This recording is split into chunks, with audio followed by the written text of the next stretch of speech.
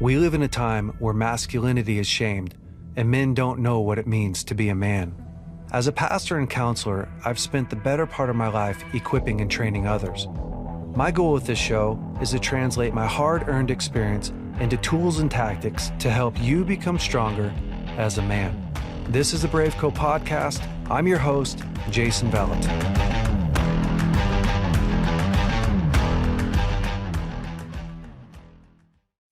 What's up, BraveCo men? Today, I want to talk about the next level of character, going to the next level of character and what that really looks like. I was recently in a conversation with a good friend of mine, and I do some counseling with him, and he's just an incredible man. I really, really have tons of value for him. And we were talking about his life. And I was asking him some questions like, where are you at? What's going on? How are you doing? And he had said, man, I'm doing really good.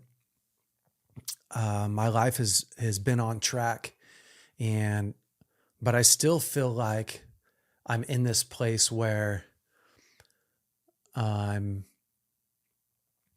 kind of waiting for the hammer to drop. I'm waiting for myself. I'm wondering if I'm going to mess up. I'm wondering if I am not going to quite hold on to the freedom that I have. And he didn't use those exact words. I'm doing my best to paraphrase. And I started thinking about that. And I started to ask a little bit more questions and go, well, what do you mean? Like you have this impending doom, or like this not overwhelming, but this idea that you're only going to stay free for so long. And he said, yeah, I've just found myself over the years starting the year really good, or going into a season realizing I'm doing really good. And then after a while, things kind of start to slip, and I find myself back into the old cycles that I used to live in just a little bit, not fully, but just a little bit. And I started asking questions like, well, what would it look like for you to move the bar? What would it look like for you to, the old cycles that you used to slip into, which was pornography? And that's super common for guys and girls, right? But it doesn't really matter if it's porn, or if it's an eating addiction, or if it's in the way you talk to your wife or yourself. We all have these little things that we've overcome in the past, and sometimes we find ourselves back into that old lifestyle again. And so I was saying, what would it take for you to move the bar? And he said, I don't know. That's a great question. Because here's what I was seeing is if year after year after year, you end a cycle and you get some breakthrough, and then you fall back into that, what is it that's giving you permission to open up the door to get back into that cycle again? Or, we could say it like this, like some people live on a 1 week cycle and some people live on a 6 month cycle. They only mess up every 6 months. They only mess up, and so I was talking through with him this idea that when you keep the bar really low, right? When you don't have a high bar, you have low responsibility and low stakes.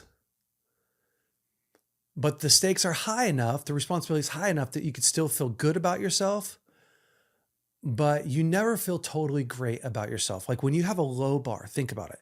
So you used to be a full-blown drug addict, and now you're only stuck in cigarettes. Awesome. That's cool. Which you should celebrate that.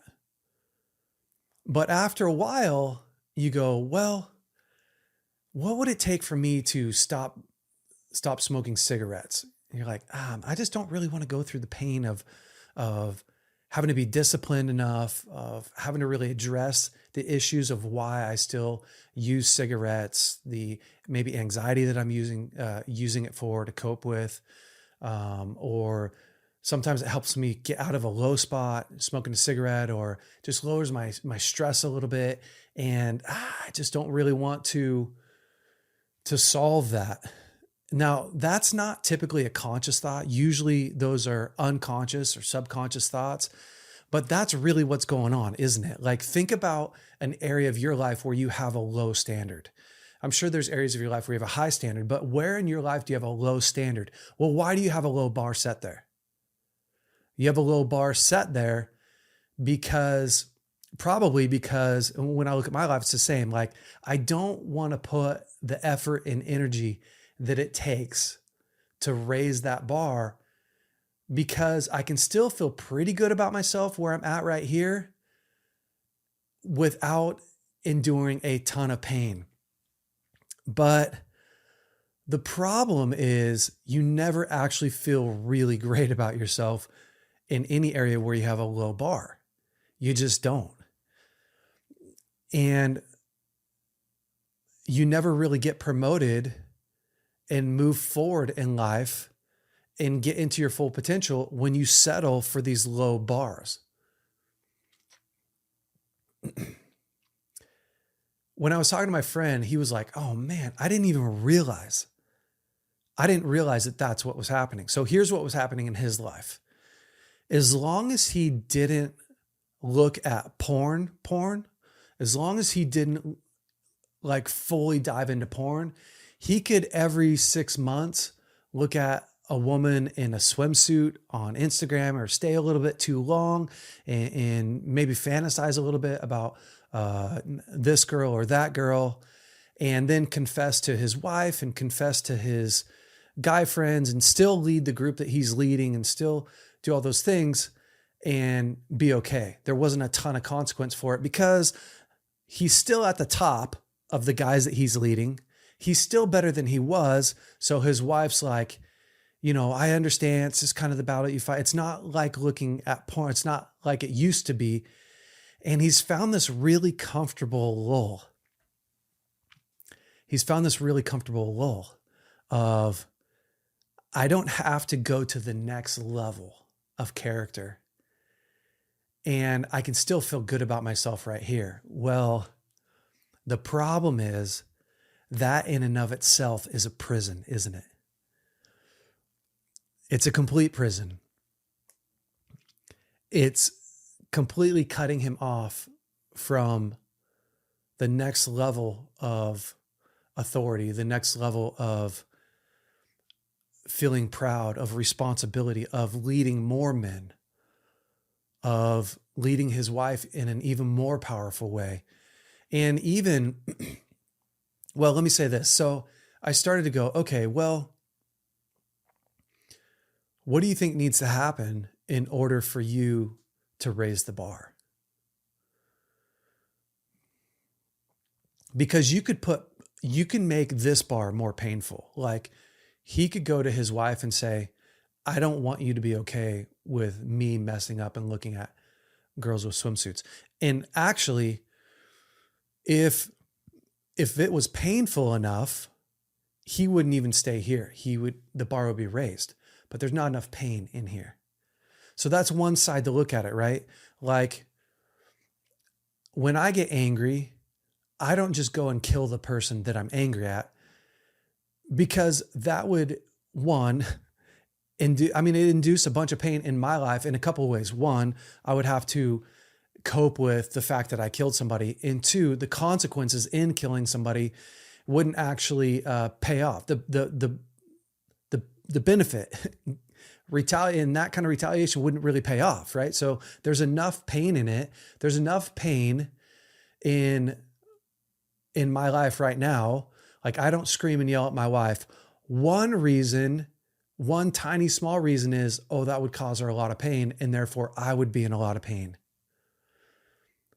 The other side of this, right? Because that pain thing only lasts so long. Like, pain is a good motivator for a little bit, but pretty soon what happens is you start medicating the pain and you find another way to cope. And so it's not a really great motivator long-term. The better motivator is vision. So I started to talk to him about what would your life look like if you could raise the bar, if you went to the next level of character, of vision for your life. Because part of the reason why he doesn't dream more is because he doesn't think he can do that. He doesn't think that he could pull it off. And it's the same for us. Like, think about your life in the different areas right now. You could just stop and just think through, what areas of my life could I go to the next level of character in? Your eating, your physical fitness, your communication, your attention to your kids or to yourself, your relationship with God, your vision for your own life. Well, why aren't we? Why are we not doing that? What's keeping you from doing that? It's really interesting when you stop. Like, why would you not go work out every day and get to the peak physical fitness that you could with the time that you had, right? So you'd go, how much time do I have every day that I could use working out? Probably an hour a day. Probably most guys could wake up at 6 and work to 7, or wake up at 5:30 and work out to 6:30. Well, why don't we do that? Why doesn't everybody just go, oh man, my life would be so much better if I was more physically fit? Or my life would be so much better if I didn't eat all that junk food. Well, why don't we? Why doesn't everybody do that? Or my life would be so much better if I learned healthy boundaries and if I went to marriage counseling. Or why do we all not just sit down and go through every area of our life, map it out on a calendar and go, okay, this month, from this day to this day, I'm going to work on boundaries. From this day to this day, I'm going to, because of the pain, because of the pain that it takes to be consistent, the pain that it takes to say no to sugar, say no to excess beer, to say no to whatever it is for you, overeating, the comfort that comes from being stuffed, the comfort that comes from the calories that you intake, the binge watching, all the stuff that I'm guilty of. I'm not trying to sit here on my throne, but I think that it is something that we have to address. Now, if you're going to really change any area in your life like that, the best place to start is with vision. The best place to start is, where do I really want to be? What's really important to me? Because if you only go, oh man, if I don't quit porn, I'm going to lose my family. Well, that's true. And that's okay. That's a good motivation. It's just not the best motivation. And if I keep eating like this, I'm going to have a heart attack and die. Well, that's decent motivation. It's okay to get started, but where could you possibly be? What I've tried to do in my life, and the way that I've lived for a long time, since I was young, when I was stuck in pornography and masturbation from about 10 to 16 years old, I was completely trapped in masturbation and pornography from 14 to 16. I could not stop. And those addictions were helping me to cope with anxiety, which I wasn't aware of at the time, but later on realized, oh, that's what I was using that for. That's why I was medicating. At some point when I was 16, actually about 15 and a half, I realized, one, I'm in so much pain from this addiction. It's causing me to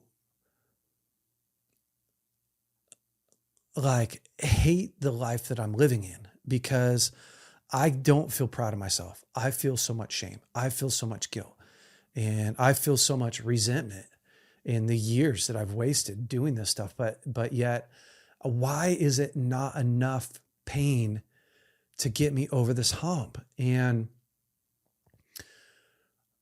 luckily for me, I had a dad and a mom that were awesome at imparting vision into my life. And so from a very young age, my dad would tell me, You were born for greatness. You were born to help people. People need what you have, and not in an arrogant way. He was saying, son, your life has value. Your life has value. And so one of the biggest pieces to not just overcoming my addiction, but to staying well. So think about it. That was 16 years old. I'm 41 years old, and I have never one time messed up with pornography since then. Not one time. And never one time messed up with masturbation since then. That's a lot of years through a nervous breakdown, through divorce, through all those things. Never one time messed up. Never went back to the things I used to medicate with. Well, why? Why? It's because, one, the pain. I go, yep, that was really painful. But two, since I was a young boy, my dad's been telling me, you were born for greatness. Guys and people need you. You need to take the things that you have overcome, and it's a key that helps other men get unlocked, other women, other kids get unlocked and free.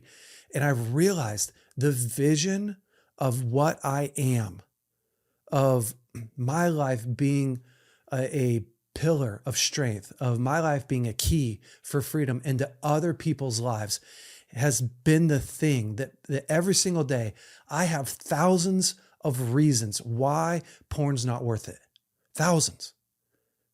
It's my kids. It's the church people that I help lead. It's the men that I help lead. It's my friends. It's my wife. It's the fact that I want to, next year, I want to go to another level. I want to give another level of breakthrough. I want to be in another level of responsibility, another level of authority. I want to, and that vision of what God wants to build in my life and from my life, honestly, just keeps me driving towards this goal. I want to accomplish what God has put in my life to accomplish. I need to maximize my life. I need to, and so I see pornography, I see masturbation, I see alcohol as a threat to where God wants to take my life. It's this vision that my life's attached to. And I think a lot of guys, because we weren't born, a lot of people weren't born in a good home. The vision of who you are, who God created you to be, how he made you, this idea that you were born to make a difference and born for a purpose. Most people aren't living from that place. And therefore, the vision that they do have, or the vision that you do have for your life, isn't big enough to remind you, hey, it's not a great time to scroll Instagram right now. Hey, flirting with that girl's not worth it. You're married. Hey, wake up early this morning and pursue me. Take some time to read the Boundaries book and build some knowledge and character. Not a lot of people have spent enough time building the why. Why am I alive? What am I doing? What is the purpose? And therefore, your life isn't being driven from a place of purpose. And I love the story of Nehemiah. If you remember, you should probably go read it if you're not super familiar. I'm just going to do a tiny recap on it. But Nehemiah is a cupbearer to a king. And Nehemiah realizes, he gets word that his people are suffering. They're suffering because their city is being pillaged. There's no walls around the city, and the walls have been broken down for so long, so many years. And he gets word like, man, your people are suffering. They're not doing well. So Nehemiah asks the king that he's serving, hey, can I go and help rebuild these walls of my people? These walls that haven't been rebuilt for, I can't even remember how long. I didn't sharpen up fully, but it's like 100 years. It's over 100 years. These walls haven't been rebuilt for 100 years, hundreds of years. And the king says, yeah, go ahead. So Nehemiah, where we're going to pick up, and we're going to read just a tiny bit. Nehemiah is on this mission. He's on a mission to restore the broken ruins so that he can restore his great name in his family and the people that he belongs to, and restore the city.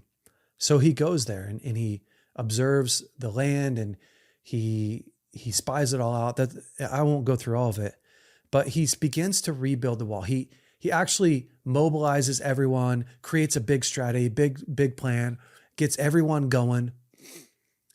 And then the enemy starts to see that he's gaining momentum, and they don't like it. And they start to heckle him. They start to go, even if a fox jumps on that wall, it's going to break down.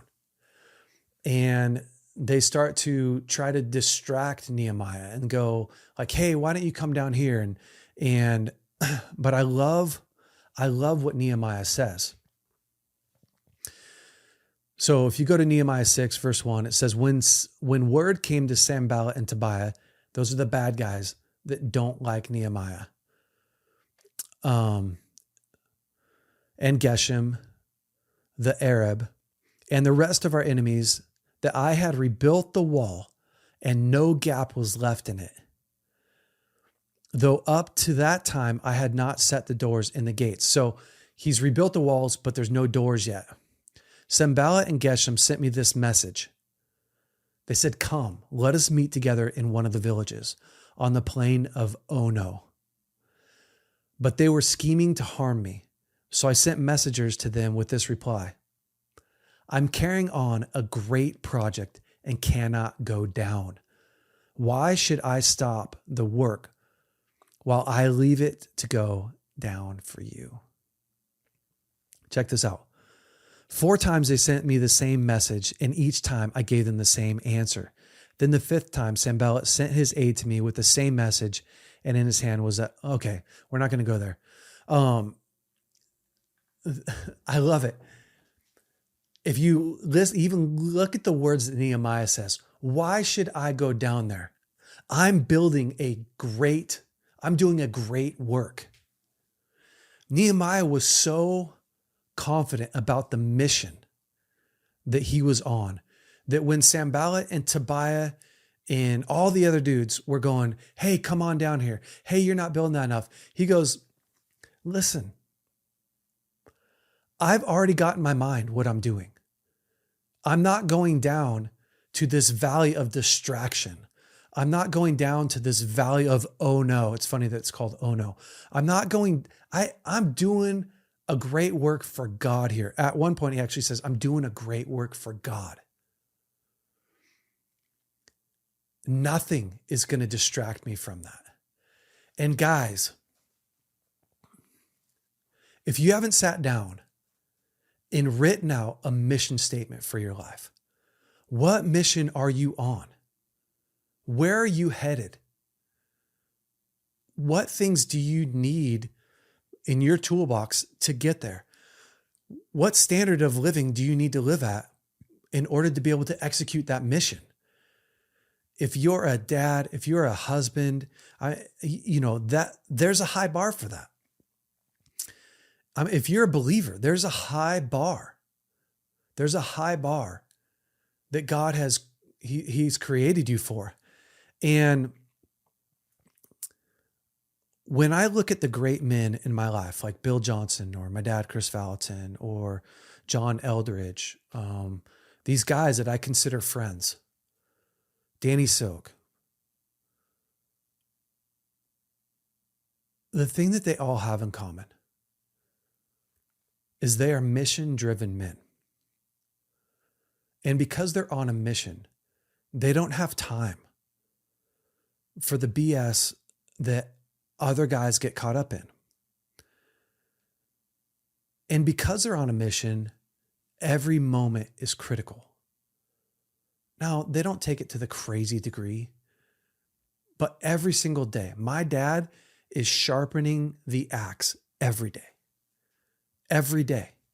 My dad's the most faithful man I've ever seen in my life. Every day, he's sharpening the axe. We would go, I'd travel with my dad when he'd go and preach, and it'd be like 2 a.m. We get done speaking and get done praying for people, and we'd end up, in the hotel together. Me, I'm going to bed. I'm friggin' tired. Not my dad. I would wake up and roll over, and my dad would be reading his Bible. It'd be 2:30 in the morning. My dad's reading his Bible every time. It's consistency. See, because my dad knew that his axe needed to be sharp. I'm going back into battle tomorrow, and the next day, and the next day, and the next day. And me, all I'm trying to do is just hang out. I'm 18, I'm 20, I'm 25. I'm hanging out. Like I don't have this big war I'm fighting. I don't have this big mission that I'm on. I don't have this big purpose for staying disciplined, staying focused. And you can live like that for a little bit. But guys, if you're wondering why you keep falling back into these cycles, one of the main reasons is you're not on the right mission. It's not just that you have to find the right root issue for the cycle. That's true, and we could talk about that later. But it's probably that you don't have the right mission in front of you. What is that thing in front of you that's going to motivate you to do the hard work, to go through the pain, to pick the right misery? Like Jordan Peterson says. Jordan Peterson says, you got to pick your misery. You either got to pick the misery of staying the same, staying the way you are in the areas of your life that you don't like. So that's a miserable existence. Or you pick the misery of trudging up the hill of greatness. The great thing about picking the warrior's path is that it doesn't stay miserable forever. And you feel proud of yourself on that. There's momentum. And you get to be a part of a company of men that are doing the same thing. And so I want to encourage you, men, to take a look at some areas in your life. You could take an inventory of your whole life if you want to. How's my finances? How's my relationship with my wife? How's my self-talk? How's my relationship with my friends? How open am I? How connected do I feel to myself? How connected do I feel to God? How's my physical health? How's my mental health? You can take an inventory and then start to break it down and ask God, or ask your friends, or ask a mentor, ask a coach, which one of these areas of my life should I tackle? But even before you do that, I want you to start asking the question, why? What is my mission? Why am I here? What gift did God give me? What did He place inside of me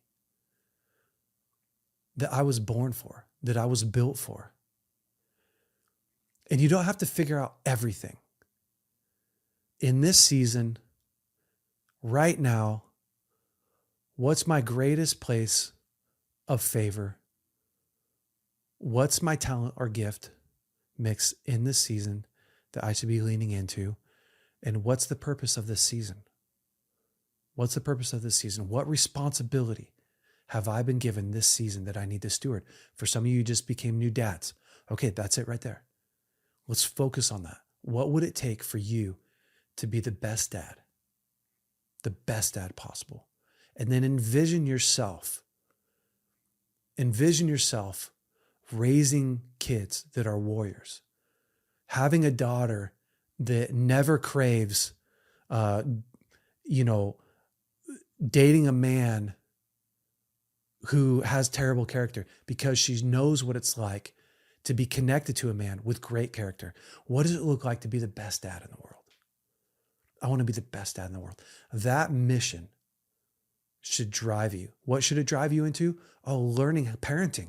It drives you into, oh, I need to get an e-course on parenting. I need to get Danny Silk's parenting books. I need to watch his e-course. I need to practice. That's what that mission, that's the path that mission takes you down. Or you maybe just got married and you go, man, I want to have a marriage where I feel excited about my marriage every day. I want to know my wife. I want to feel like an incredible husband. Awesome. What path does that take you down? It takes you down a path of discipline to learn boundaries, learn communication, do some marriage classes. It goes, is there any baggage in your life that you're still carrying today that you need to go take care of? Because that's going to hinder your marriage. It helps you to do the things that you wouldn't want to do. So men, take a look at your responsibility in this season. What's God given you? Maybe you can't find one, but you work at a company. Okay, be the best worker. What would it look like for me to go to the next level of character as an employee? And let's begin to write that down. And then from there, move it into daily disciplines, into daily habits so that you can begin to accomplish that goal. Let's raise the standard in our lives. Guys, I am so fired up to see us live the way that God created us to live, and which is to blow through these cycles. It's to cut off the old ways of living, the old habits, the old patterns, and to walk into freedom because we have incredible vision, because we have incredible purpose. So hopefully this helps you guys. Thanks so much for listening. Have an incredible week.